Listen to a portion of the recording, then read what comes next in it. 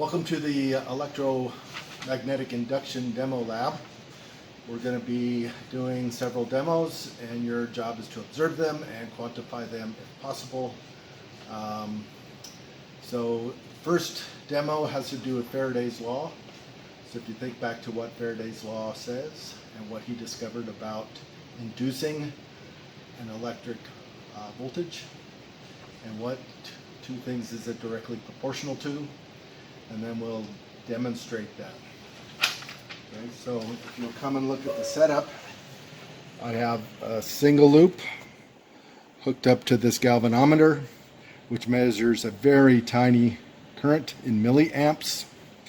Then I have a 5-loop system that I'll hook up next, and then 10 loops, 50 loops, and 100 loops. I'll try to remember to first go slowly in each one and then go more rapidly. And then if you could record those two quantities, and we'll see what the relationship is. Okay, so I will pass this magnetic system through these coils, and we'll see what the moving magnetic field induces in those coils, which is wild to think about. Just moving a magnetic field induces an electric field. All right, so here we go. First I'll go slowly, and you can see the galvanometer deflect in opposite directions, first down, then up, then down, then up. Now if I go more quickly, down, up, down, up, down, up, down, up. Did you see a difference in the deflection? So record that difference. So I've moved the setup now to the 5-loop system. And first I will move the magnetic field through the coil slowly, down, and then up, and then down, and then up, and then down, and then up. Then more quickly, down, up, down, up, down, up, down, up. And record those two observations. So now we have it hooked up to the 10-loop system, and first I will move the magnetic field through the loop slowly, down, up, down, up, down, up, and then more quickly, down, up, down, up, down, up. Now we have the 50-loop system, and I'll move the magnetic field through the loops slowly, down, up, down, up, down, up, and then more quickly, down, up. Pause.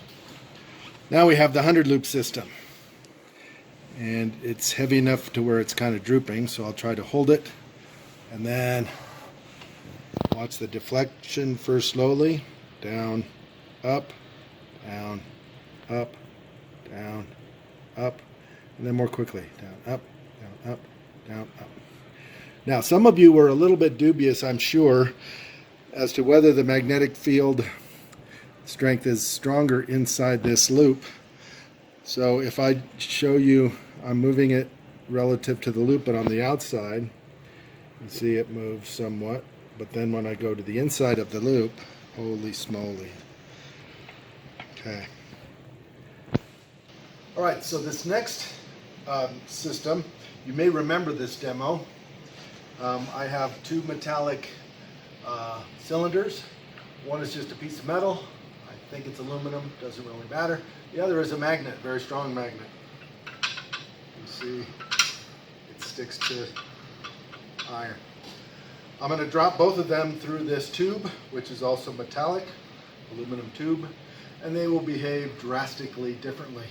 Your job is to be able to tell which one is which and why. Okay. So here are the two metallic cylinders. I'll drop the first one and then the second one. Oh, that's so cool. Never gets old. First one. Second one.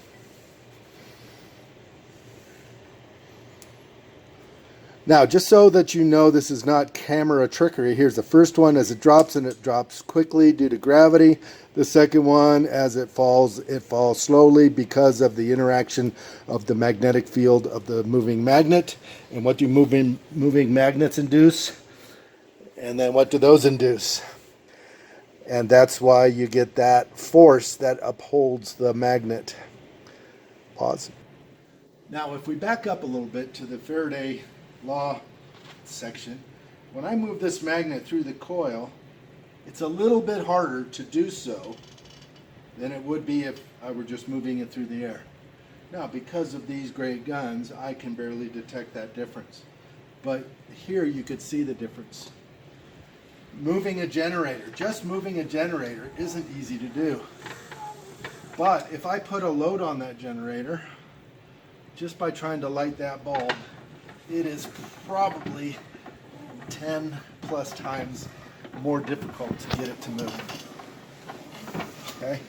Now, this electromotive force is so significant that you may not be aware that hybrid cars and electric cars, they don't have pad brakes like the rest of us do. They have electromotive brakes. They don't use conventional friction, they use electromotive friction to stop the cars. And guess what's happening every time they put on their brakes? It charges the battery. So, very powerful force. All right, the next section, electric generator versus electric motor. What's the difference? First of all, let's think about what's going on inside of this on the basic level.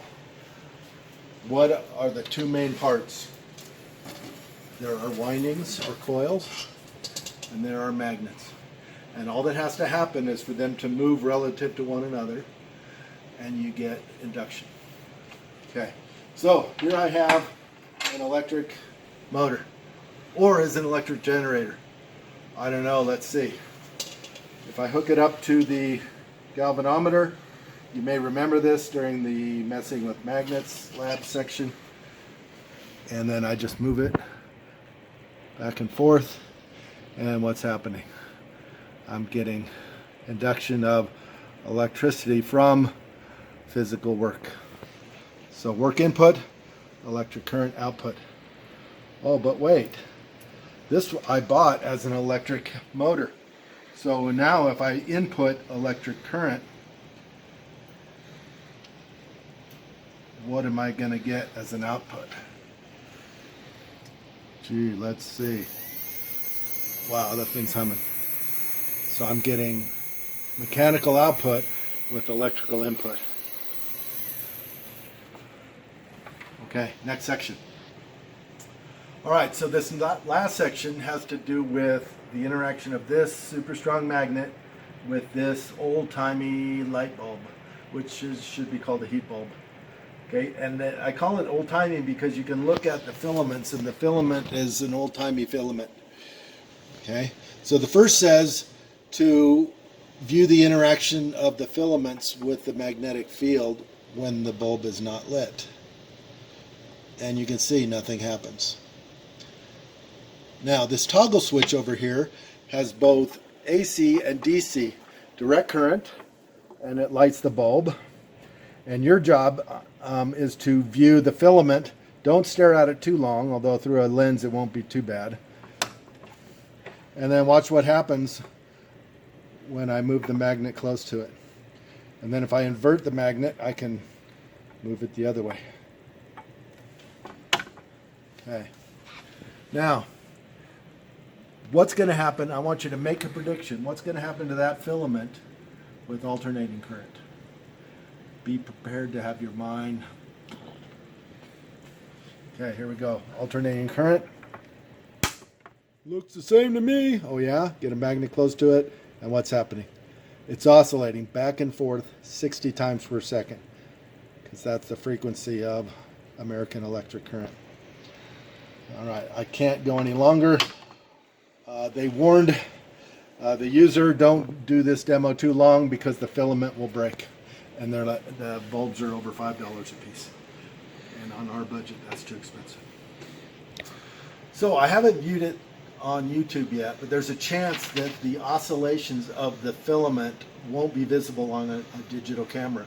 If you remember the guitar string and what a guitar string looks like to the naked eye versus what it looks like on a digital camera, totally different. Well, this looks like a plucked guitar string vibrating back and forth, and it's really cool to see to the naked eye. On the digital camera, maybe not so much.